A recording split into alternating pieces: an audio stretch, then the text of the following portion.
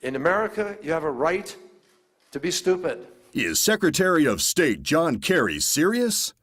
Do Americans have a right to be stupid? That's up for debate in our court.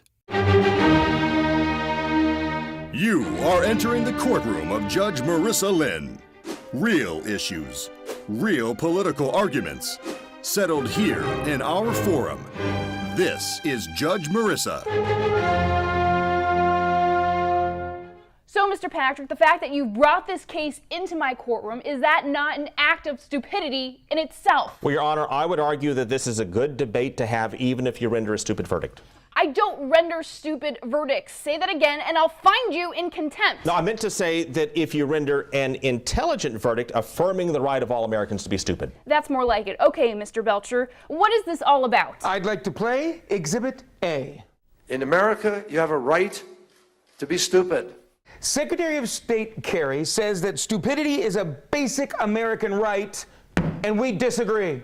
Yeah, and he's on the side of stupid? Yes. Objection, speculation. The Secretary was making a broader point that does apply to our core rights as Americans. Sustained, what is the point? Well, he was saying that as Americans that we live and breathe the idea of political freedom. Whatever the point of view may be, even if the point of view is overwhelmingly stupid to most Americans. Mr. Belcher, is that what he said? The Founding Fathers recognized three key rights: life, liberty, and the pursuit of happiness. Did I ask you about the Founding Fathers? No, Your Honor. Stay on point. The point is, the Founding Fathers omitted stupidity for a reason. Objection, lack of foundation. In the preamble to the U.S. Constitution, our Founding Fathers called for a more perfect union. Your point? You can't make something more perfect. That's stupid in itself. Objection. He's making sense. Sustained. I'd like to play Exhibit B. This, Your Honor, will show you how our right to be stupid also ignites us as a people. It expands our reach and drives our thirst for change. It inspires invention and ingenuity and leads to new and creative ways of doing things. Okay. We will concede that a certain degree of stupidity may be wired into our government. I think we can all agree with that. It appears to have driven our energy policy for the past 100 years.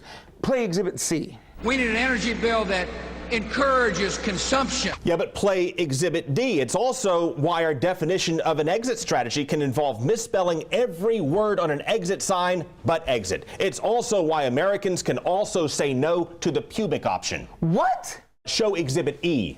Yeah, pubic option. And it's why we can reject sockalism and acknowledge our hotness without the use of apostrophes. And in state government, it's also why lawmakers say and do silly things in troubled times, like focusing extensive debate on truck nuts.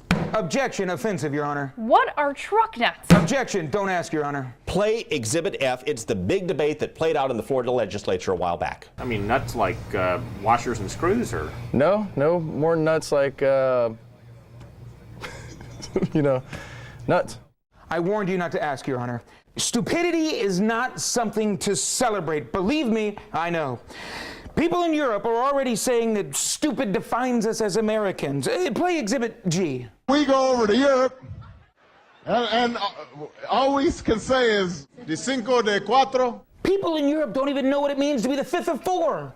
But Kerry was not talking about stupidity in government. No, but he certainly could have. Play Exhibit H. I actually did vote for the $87 billion before I voted against it. But in this case, he was referring to the stupid things that regular people say and do because they're free to do it. He says that's a virtue worth fighting for. Mr. Belcher, what say you? I concede stupidity is occasionally even fun. So, rule, Your Honor. Mr. Patrick, you take this one as well.